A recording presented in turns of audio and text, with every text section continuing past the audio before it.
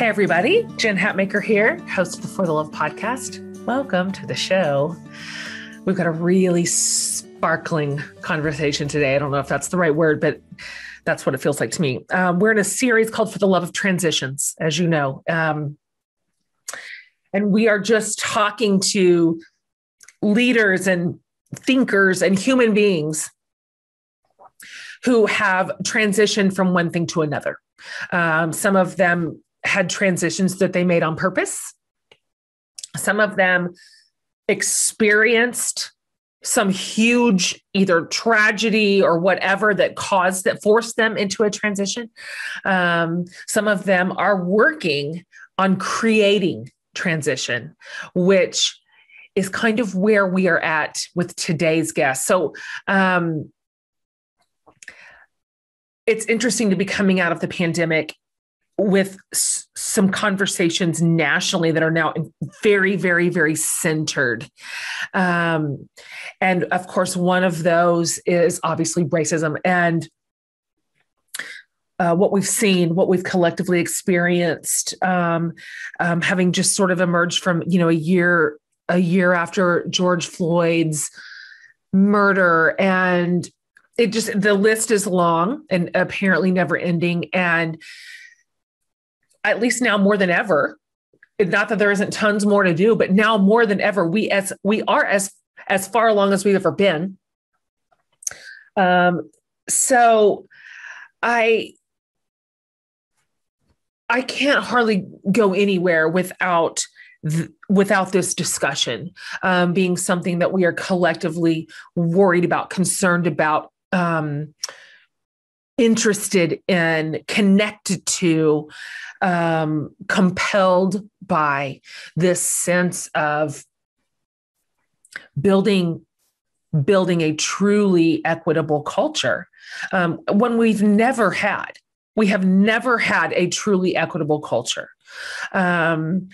And there's all kinds of hierarchies inside, different sorts of power plays and at the intersections of race and of gender and of sexuality. And but we've never, ever had a level playing field before. And that's just becoming more and more clear. Whether it's just with the advent of with body cameras, obviously with social media, where so many things are able to be just now visible. Encounters are now visible where once they were just tucked away and hidden, and then of course reframed. But here we are. Here's where we find ourselves, right? How do we transition? How? We're asking, how do we transition our culture to ensure that all people have the same rights, that they have the same dignity, that they are perceived with the same value, with the same worth? How do we move from a system based in perceived justice to a system based in actual justice, right? I mean, these are obviously tough questions, I know, and there's not an easy answer. These are complicated and complex for sure. But today, with the help of really a superstar guest, there's no other way to say it. I hope that we can shed a little bit of light on a few next steps, on places to begin, on hope for our future, because today we have the privilege of speaking with very extraordinary Emmanuel Acho. Guys, man, you're going to love this conversation. He's such a bright light. You'll see what I'm saying when you start listening to him speak. But Emmanuel started his career. Well, first of all, he played football at the University of Texas. So I've known this kid for a long time. I watched him from my seats, from my season ticket seats years ago. So we've obviously known him as a Texas Longhorn. But then he spent 4 years in the NFL. And then after leaving the field in 2016, he moved into the world of broadcasting and public speaking. And so since then, he's just racked up the credentials. He's worked as the youngest national football analyst at ESPN. He was named a 2018 Forbes Under 30 selection. In 2017, his family's nonprofit, which is called Living Hope Christian Ministries, raised enough money to build a hospital in rural Nigeria. Then he wrote a book and started conversation series called Uncomfortable Conversations with a Black Man, which is just millions and millions and millions and millions of views. And then he took that work and skewed it toward a younger audience, toward a teen audience, and wrote Uncomfortable Conversations with a Black Boy. Then recently, where you might have seen him for the first time if you're not a sports person, he stepped into the role as interim host of a little tiny franchise known as The Bachelor, after the previous host made racially insensitive comments. And they needed someone to step in to manage the final rose ceremony, somebody who could thread the needle with humor and warmth, but also candor and truth. And they tagged Emmanuel, and he did an incredible job. And of course, we're going to talk about The Bachelor and all my inappropriate questions about it. He is so engaging, so engaging. You'll be so smitten with him. I enjoyed this conversation with him so much. This is a good leader. This is a good guy. I'm so happy to watch his path just continue to unfold in front of him as he leads well, with just a real heart of integrity. So you guys, buckle up for this incredible, energized conversation with the absolutely wonderful Emmanuel Acho. Emmanuel, welcome to the show. I'm so happy to meet you. Long time fan of you. Thank you. It's great to meet you as well. And because you're in Austin and Austin is home to me, I feel like I'm touching a piece of Austin through this conversation. Yes. I hope you can feel prematurely sweaty and swarmy like we do here in this time of year. Honestly, all it takes is 3 ring lights in front of a podcast for me to feel sweaty prematurely. So don't worry, I'm duplicating that just fine. That's good. I feel so connected to you. Okay, so I have already told my listeners, kind of the high level stuff about you, of course, and your work and what you're doing in the world. But can you just for a second tell this community who may be unfamiliar with you, like a little bit about you and kind of your arc? How did you get to this point in your life and in your career? And this is the reason I've known you for years, because I'm like, go back just a hair. I knew you when. We're like, go get it. Get out there. Okay, community, I will try to keep you as engaged and entertained as possible. Born and raised in Dallas, Texas, son of Nigerian immigrants who came to America in the late 1970s. I went to an affluent, predominantly white private school. Now, this private school was an all-boys school called St. Mark's School of Texas. At said school, you are supposed to go on to be a national merit scholar. Sure. Go to Harvard, go to Yale, go to Stanford. True story. Sure. I was in school I graduated with a young man who scored a perfect on the SAT and ACT. That's dumb. 180 kids did so that year, and I went to school with one. A 7th grader, a grade above me when I was in 6th grade, won the National Spelling Bee, the televised National Spelling Bee. His name was Cy Gunturi. His winning word, Poco Carante. Look it up. What in the world? So that's invented. True story. Jen, I'm at school with super geniuses. I looked in the mirror one day. I was 6'2", 220 pounds. I was like, you know what? I guess I'll play football. Sure. I go on to the University of Texas. She did. That is where Jen, that's where I knew you. Emmanuel Acho, the That's child. right. I end up getting drafted to the Cleveland Browns, from the Cleveland Browns to the Philadelphia Eagles, playing the NFL for 4 years. But the climactic moment of my life thus far came actually 1 year ago from today, on the day that we are currently recording this. Okay.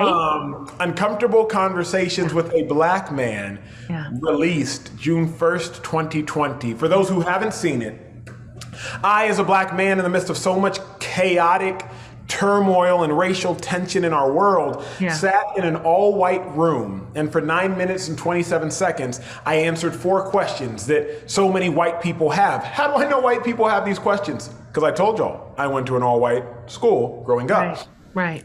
Jen, I heard questions like, why are black people rioting? Why can black people say the N-word, but white people can't? Okay, Emmanuel, what the heck is white privilege? And somebody talk about black on black crime in Chicago if you're going to talk about all this. Sure. And I preemptively sat down in an all-white room and answered those 4 questions with a wedding videographer recording them and my best friend, an Olympic gold medalist, standing in as my producer. Within 4 days, we had 25 million views. I got a call 5 days later, no caller ID number. I pick it up. Jen, you'll understand who this person is. All I hear is Acho McConaughey speaking. Oh, sure. Of course. I'm like, McConaughey, like Matthew McConaughey? He's like, yeah, man, I want to have a conversation. Fast forward, community, for the sake of keeping you all entertained and not boring you all with this story. I record episode 2 of Uncomfortable Conversations with a Black Man with Matthew McConaughey. I ended up doing 10 episodes in my first season of Uncomfortable Conversations with a Black Man, seen by 80 million people. Wow. After the second episode, I get a call, another no caller ID number. Emmanuel, this is Oprah Winfrey's team. Yeah. Are you available later today? Yes. When Oprah asks you that, you clear the deck. Am I don't available? care what you were doing. Oprah, are you available? Right. I hop on FaceTime with Oprah. Oprah's sitting in her kitchen, and she asked me this question, Jen. She said this, Emmanuel, what is your intention? I'll never forget. And I said, Oprah, my intention is to change the world. I truly believe that I can. I told her, Oprah, I'm currently working on writing a book, Uncomfortable Conversations with a Black Man, turning it from a visual series into a book. She said this, Jen, books? I love books. And so Oprah said, hey, I'd love to partner with you on this project. We partner together to write Uncomfortable Conversations with a Black Man, debuts at number 3 on the New York Times bestsellers list. We then write Uncomfortable Conversations with a Black Boy, which came out May 4th. It debuted at number 1 on the New York Times bestsellers list. And here I am now talking to you, Jen, my Austin friend. It's incredible. Well done. Well done. I don't know if you expected to be an author when you struck out, but this is it's everywhere. It's found its way into the center of so many conversations. I love that you wrote a version for kids. This is why I'm so glad to follow you and learn from you and listen to you and put leaders like you in front of my son, in front of my daughter, in front of really all my kids too. I wonder, Emmanuel, if you're comfortable with it, because we're just going to get into it here. We deal with a lot of work in my world, in my community around white supremacy. Would you share your own experiences with racism, with white supremacy? Okay. First, whenever you use words like slavery, reparations, white privilege, white supremacy, we all have to exhale. And we have to take the sting off of those words. So many of those words have such sting. As soon as you hear white supremacy, people are already either clicking in or they're clicking out. For the sake of this dialogue, I'm not going to speak of white supremacy, the historical construct, which you instantly think of the KKK and people in these white hoods, tiki torching, etc. Let's just talk about white supremacy literally is white people viewing themselves as supreme. Right. Right, that's much less volatile than when you associate the picture. Growing up in my predominantly white school, I was just trying to navigate spaces being Black. I was often told, Emmanuel, you don't even talk like you're Black. Emmanuel, you don't even dress like you're Black. Sure. Emmanuel, you're Black, but you're not Black. Yeah. Emmanuel, you're like a white Black kid. Yeah. Emmanuel, you're like an Oreo, Black on the outside, and the crowd said, white on the inside. Yeah. So it wasn't until I got to college, Jen, that I realized how racially insensitive that was. That's right. Essentially, my Blackness was being correlated, or my lack thereof, to my intelligence. Right. I was too smart to be Black. So then what does that mean about Black people? It implies that they're unintelligent. I dressed too nice to be Black. That is an implication that Black people do not dress nice. Or that I'm a white black person because I speak proper. What are the implications? I do not think I grew up in a racist society. I do not think that America is overtly racist.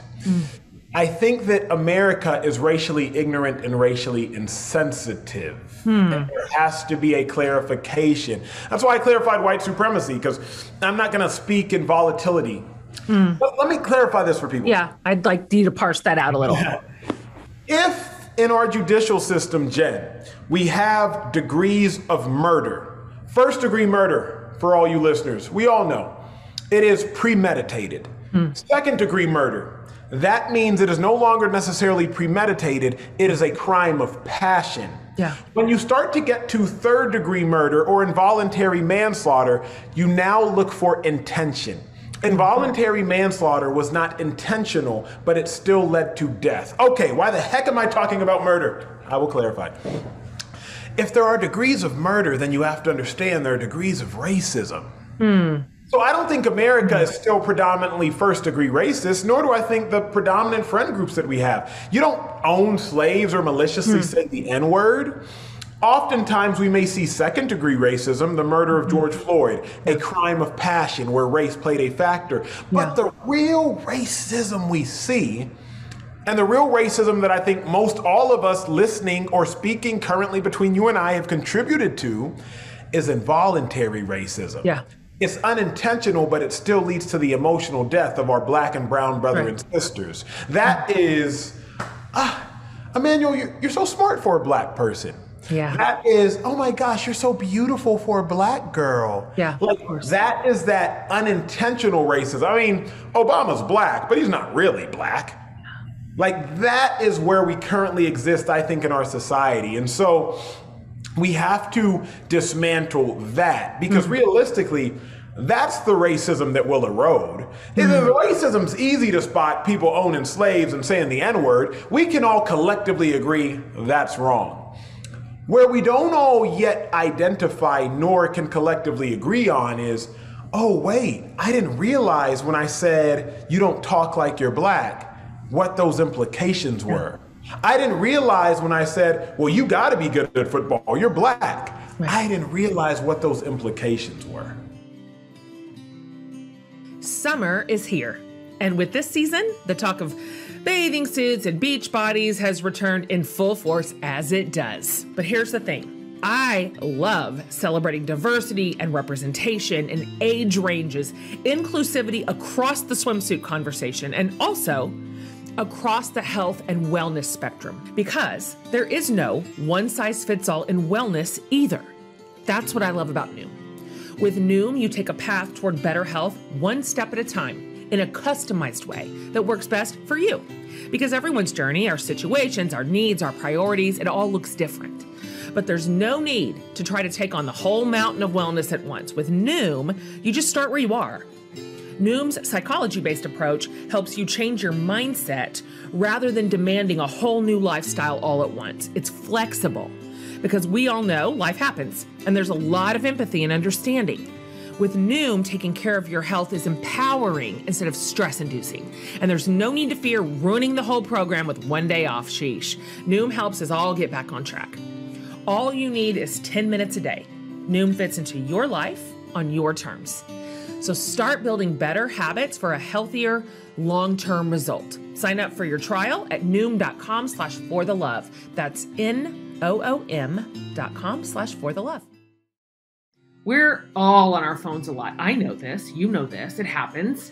But I am going to make a little confession here. Sometimes I'm not on my phone for work. Sometimes I just cannot read another single solitary email or text thread or think about real life. Sometimes I just need a little brain break from it all. And those are the times that I might just be tapping into Best Fiends. Have you heard about this? It's this playful little puzzle game you play right from your phone. And you guys, it is fun. Now, I'm not like a traditional phone game type of girl because, first of all, you know me in technology. But Best Fiends is different. It's almost too fun, and it's easy to catch on. Plus, they are always coming out with new levels, thousands of them, and new events. So you're always on your toes, and it keeps you feeling challenged and engaged. What I also love are the adorable collectible characters. It's all just, I don't know, like whimsical and cute. And we just need that kind of thing right now. I recently took my first work trip in a long time, and you better believe I was playing Best Fiends during some of that travel downtime. So download the 5-star rated puzzle game, Best Fiends, free today on the App Store or Google Play. So that's friends without the R, Best Fiends. To the average white person, it's invisible, as you said. That is, it's subconscious, it's ignorant, it's and thus harder to identify, and thus harder to root out. And so I find second degree racism, and I really love that term that you just used. That's a fantastic way to think of it. Almost harder to uproot. And so here's my question for you, kind of based around that answer that you just gave. How do we begin to dismantle second degree racism? How do we work together here? Because it's exhausting to be on the receiving end of microaggressions all day, every day. I can only imagine. I just can only imagine. It just feels like, God, can I just go to bed? And so how do you see us collectively beginning to tear down those walls? I'll say to you and everyone listening the same thing I said to Oprah. Okay. Denial, spelled D-E-N-I-A-L. Don't even know I am lying. Well, see, that's hard. So you can't fix a problem, Jen, that you don't know exists. So how do we fix this issue? Well, first we have to acknowledge the existence of it. I don't necessarily fault the individual white person. I fault the country. Yeah. For example, I recently hosted The Bachelor after the final rose. Did you? The reason they asked me to host was because the black gentleman, the first black bachelor, he selected a white woman, Rachel Kirkconnell, who had pictures surface of her on an antebellum plantation party back in college. Yeah. I'll be real. I said this privately. I've said it publicly. I'll say it again. I don't fault Rachel. I fault the country that Rachel doesn't realize how ignorant and insensitive that was. Sure. I fault the sorority. Sure. Like one individual. There's a construct that she was a part of. Totally. Like, you know what? This isn't a bad idea to go to an antebellum plantation. For those of you all listening, antebellum in Latin translates to before the war. The war in question, the Civil War that freed the slaves. So an antebellum plantation is literally notating a plantation that was in existence before slaves were free, and thus slaves would have been on said plantation. I fault the country for not holding our white brothers and sisters accountable of their insensitivity. I'm going to pivot to a place that may make some people uncomfortable. Okay. Jen, you know, we currently live in this quote unquote cancel culture. Yeah. And people are, oh my God, they're up in arms. Cancel culture, how the hell? What's going on? Yeah. We have to understand that we're now just being held accountable. And by we, I really mean white men. Yeah. Women have been held accountable. There have been women's suffrage movements, 1920s, look no further, where women have been told how to dress. Women have been told what to say. Women have been held in check if they dress a certain way or say a certain thing. Black people, we already know they've been held accountable. I dare a black person in the 1940s or 50s to sit on the front of a bus. Totally. Be held accountable. So black people have been held accountable for their actions. Women have been held accountable for their actions. But white men have never really been held accountable for their actions in our country, speaking generally, if I may. The issue at hand is that collectively as a society, we haven't done a good enough job holding each other accountable. Yesterday, the day before we're currently recording this, marked 100 years since the Tulsa race riots, the Tulsa race massacre. You're nodding your head in agreement as yes, so I'm assuming you know what I am talking about. Sure. I did not know what I was talking about prior to 2 years ago because I never learned that at my astute genius private school. Nor did I. I went to the #1 school in Texas. Look it up. Like, not my opinion. We're literally ranked the #1 school in Texas. And I did not know what the Tulsa race riot was. For those of you listening who don't know what it is, Tulsa race riot, Black Wall Street eviscerated Tulsa, Oklahoma in 1921 because a black man tripped on an elevator, touched a white woman, made accusations, etc. So I bring that all full circle, Jen, to simply say, we as a country have to do a better job of understanding the real issues. Even my white people, my white brothers that are like trying to be allies. Do you know what you're being an ally to and for? Yeah. Like you want to be a part of the good, but do you know how? Yeah, exactly. And that's really the dilemma at hand. It is. It is a dilemma. And I think this is one of the reasons I love that you chose the word uncomfortable for uncomfortable conversations with a Black man and then later a Black boy, of course. Because as far as I can tell, inside my community, discomfort is a real deterrent. It's a real stumbling block to the work that you're talking about. The white community has been conditioned to do whatever it takes to maintain our own comfort and to keep any sort of discomfort at bay, if it even reeks of a little bit of shame, as it should. We'll do really whatever we can to avoid that, which also includes justifying, denying, as you said earlier. It has a whole bag of tricks that helps comfort stay centered. And so you obviously know this. You launched into this whole uncomfortable conversations with a Black man, knowing full well you chose the right adjective. I'd like to talk about that and what your experience has been, because you have positioned yourself to make some room for that discomfort, to hold it in tension, to stay in it without kind of a side door or a back door. Can you talk a little bit about some of your experiences inside that series, inside the book, inside the series, all of it? Like, what role did white discomfort play? Was it pretty quick and pretty clear? Yeah, it's a really good question. So first off, Uncomfortable Conversations with a Black Man was actually going to be called Questions White People Have. Terrible title. It was so literal. It was like, I know white people have questions. Yeah, but then my white pretty on the nose. Yeah. Then my white friend called me and said, it's not just white people that have these questions. How do you feel about uncomfortable conversations? I was like, it's too boring. I walked past a mirror. I said, oh, I'm a Black man. Yeah. Uncomfortable Conversations with a Black man. Yeah.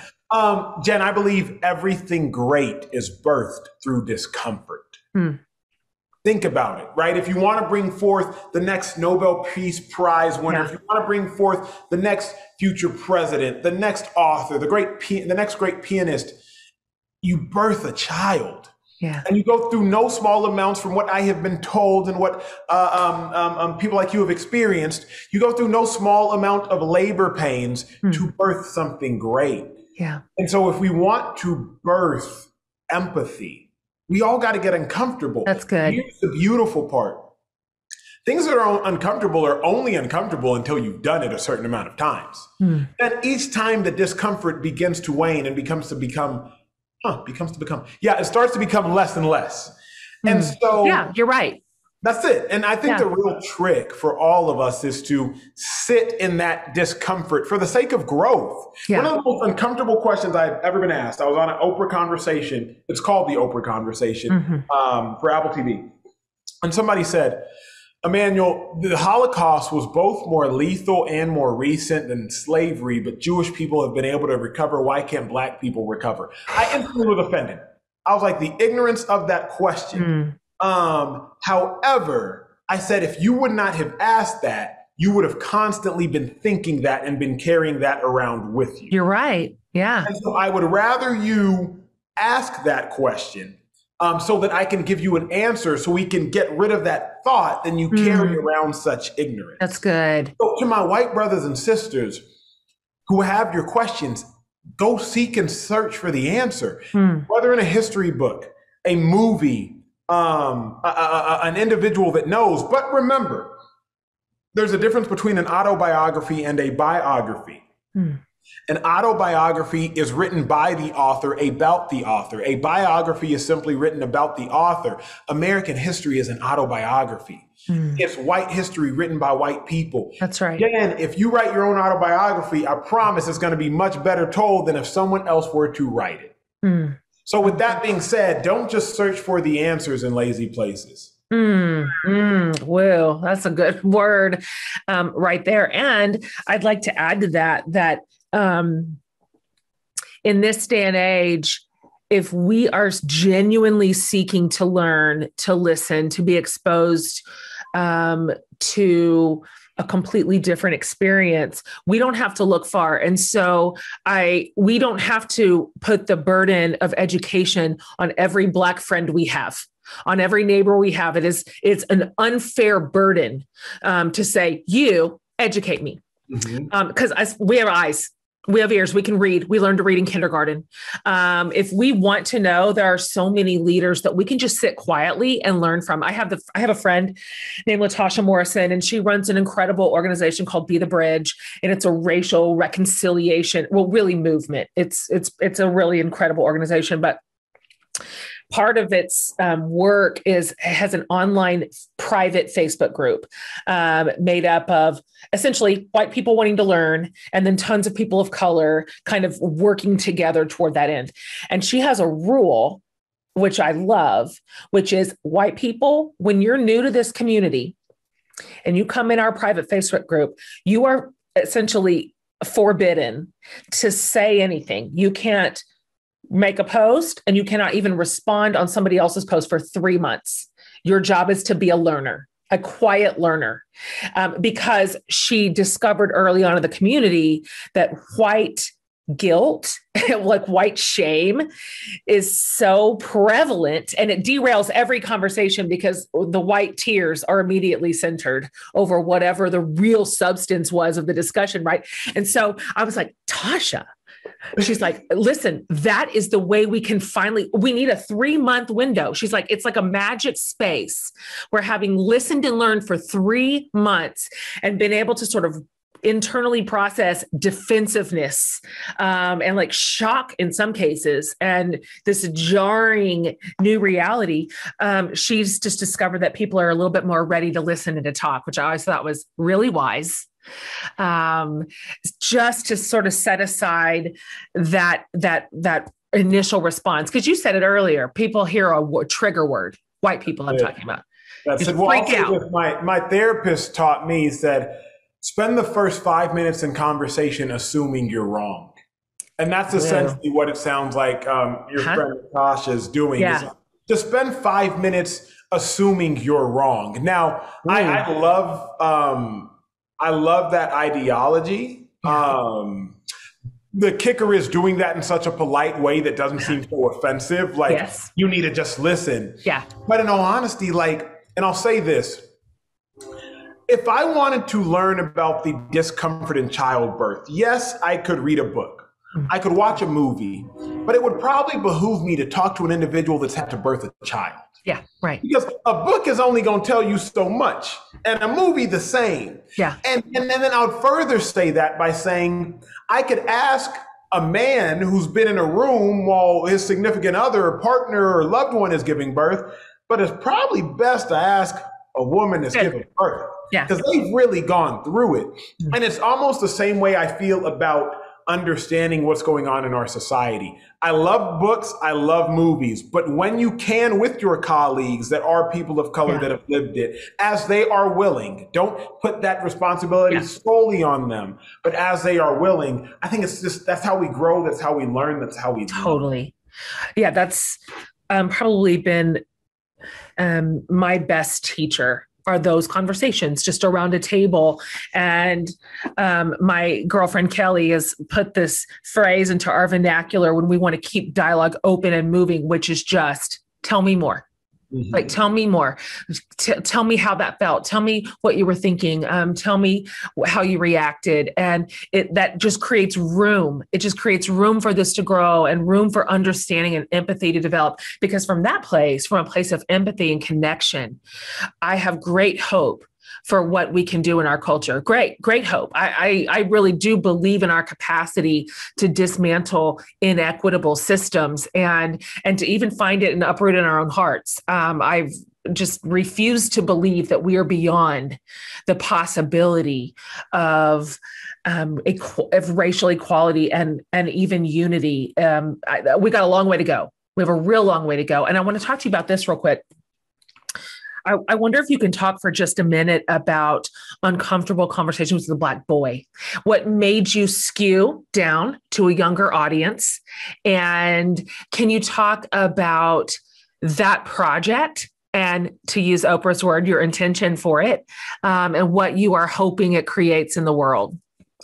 Yeah, so I believe if you wanted to change a tree or change the trees of life, you could cut down the branches, you could pluck the leaves, but it's really best you address the root. And children are the root of racism in our society. Like we're sitting here trying to be reactive instead of proactive. We're trying to fit the result as opposed to the actual ailment. You're right. And so I said, you know what? It all starts with our youth.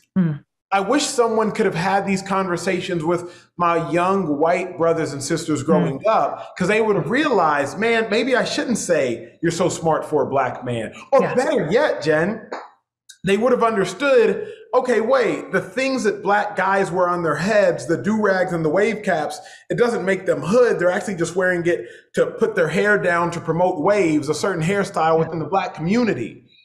I just wish there was more understanding. And so I wrote Uncomfortable Conversations with a Black Boy because I know some parents are ill-equipped to have this dialogue with their children. And so I wanted to equip both the child, ages 10 to 14 or 12 to 16, dependent upon the maturation of your child, but also the parents. This book is knowledgeable as heck.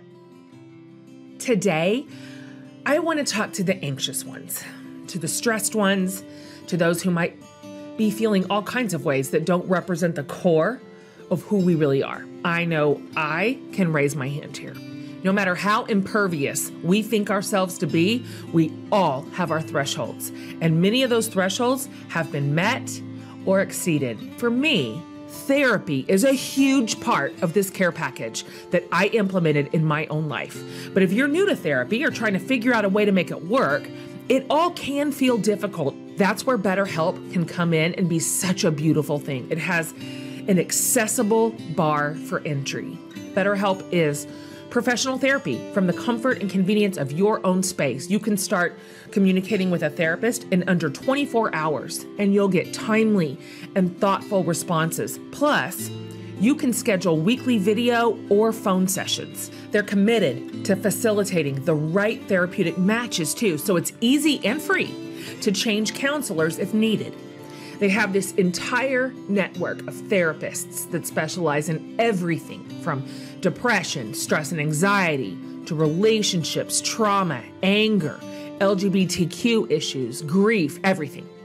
In fact, so many people have been using BetterHelp that they are recruiting additional counselors in all 50 states. I want you to give your body and mind the care it needs and deserves. So as a listener, you'll get 10% off your first month by visiting our sponsor at betterhelp.com/forthelove. Join more than 1 million people who have taken charge of their mental health. Again, that's BetterHelp, HELP.com/forthelove.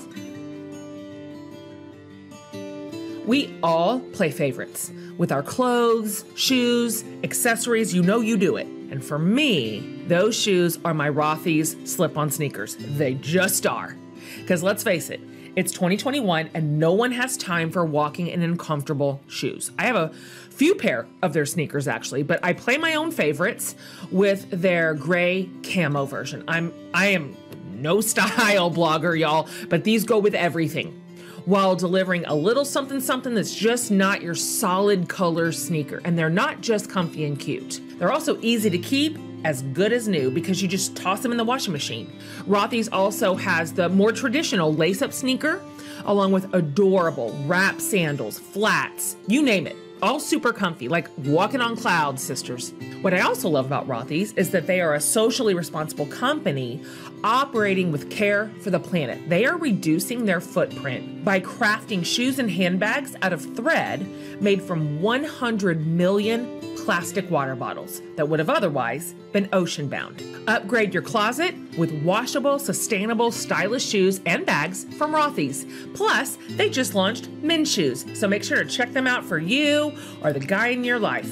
You can find your new favorites right now at rothys.com/forthelove. That's ROTHYS.com/forthelove. This also means to really put our hand to the plow in terms of what are we teaching our kids. To your great point, I never heard about the Tulsa Massacre. Never. I was grown. I didn't even learn that Japanese Americans were in internment camps. I did not even learn that in my public high school. I had no idea that happened.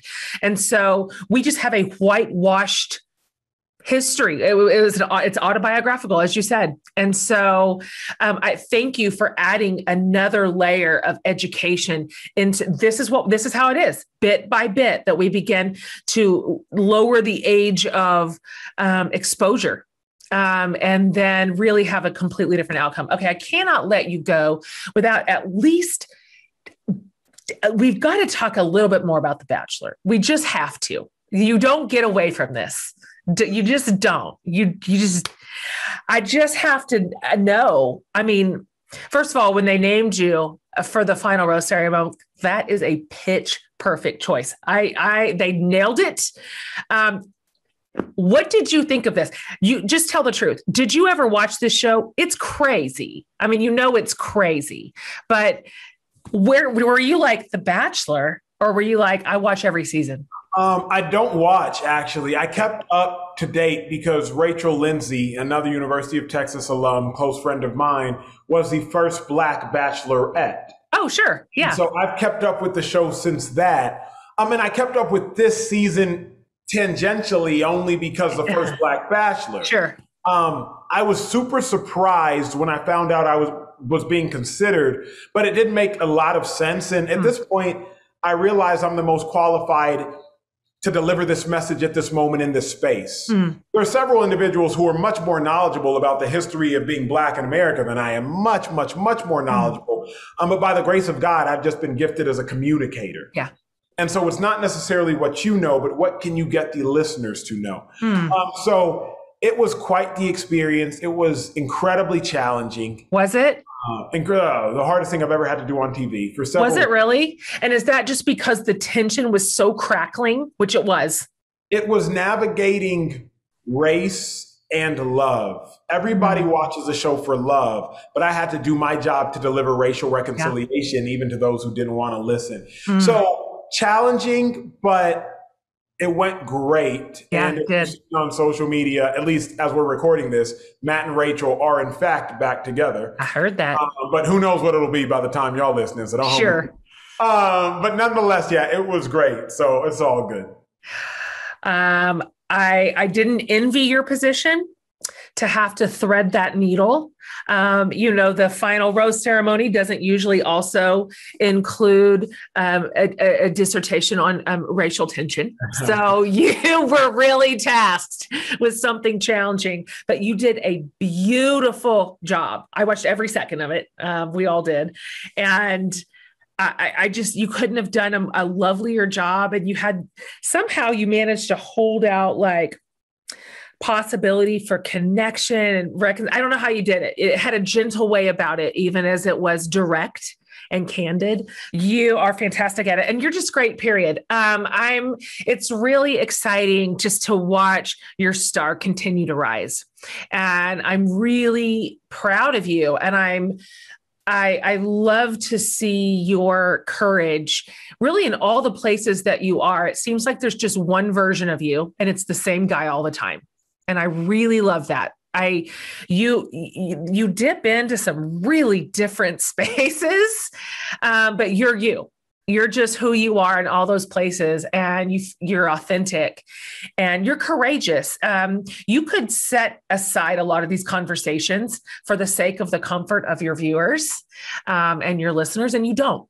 You don't. You stay. You keep your foot on the gas, and you do it with a lot of generosity. You have a generosity of spirit. I think that creates a lot of room for dialogue around your work. And so, thank you. Doing great. You're doing really, really great. I have one last question for you. And this is just what I ask everybody in every single episode on this show. And you can answer it however you want. We get like literally every kind of answer, but what is saving your life right now? First and foremost, God. I'm a huge man of faith. So my relationship with Jesus and God, and outside of that, honestly, that's really the only answer, but for the sake of not speaking Christianese, sure. I will also say my calling. And my calling for racial reconciliation is keeping me going. Yeah, absolutely. Well done. Well done. Hey, thanks for being on today. Of course. Thanks. You've just brought a lot of joy to a lot of people for a lot of time, a lot of years, and just so much pavement ahead of you. It's exciting to watch. Okay. Well, he's a star. He's a star. I loved meeting him so much. Guys, if you're not already following Emmanuel on the socials, you're going to want to. He is a great follow. If you go over to jenhatmaker.com under the podcast tab, I will have this entire episode up for you, including show notes and all of Emmanuel's social handles, links to his books, links to his website, everything that you need. You can get everything Emmanuel over there because you're going to want to follow him. He is both entertaining and educational. Like you get kind of a 1-2 punch because he's really funny too. And so I really love following him on Instagram. And I love his work. I love what he's saying right now. And I appreciate that he holds this kind of center of strength in the middle of all the rooms he's in all the time. He's just a real person of character. And I think this is why he's just like attracting so many people right now. Well, as you could see, you listen to him, you're attracted to him. Guy was, he's just adorable and highly engaging and charismatic. And so anyway, let's keep talking, guys. You know, we're going to have this conversation on this show in my world forever. So there's no such thing as too much of it. There's no such thing as we've already talked about this. Let's just keep going, keep listening, keep learning, keep asking new questions, keep hearing new experiences and new perspectives, keep broadening our perception and even broaden our own self-assessment. Where are we? You know, Emmanuel made some great points that a lot of our racism is second degree, right? It's unintentional and uninformed and ignorant. That's the hardest kind, but it is our work to root that out. And so conversations like this continue to like shine a lantern for us to see maybe some hidden places in our own thoughts that are coming out unintentionally. So I really appreciate his time, and thanks for listening, guys. More to come in this incredible series. I loved this series. I am fascinated by the people in the transition series. Absolutely fascinated. I mean, this whole entire series has energized me. It's very, very electric. If you've missed any of the episodes, go back and pick them up because we have had just really some special guests. Okay, so come back next week, more to come. And thanks for being an incredible community on behalf of Laura and her production team and Amanda and I. We love you and we're grateful to serve you. See you next week.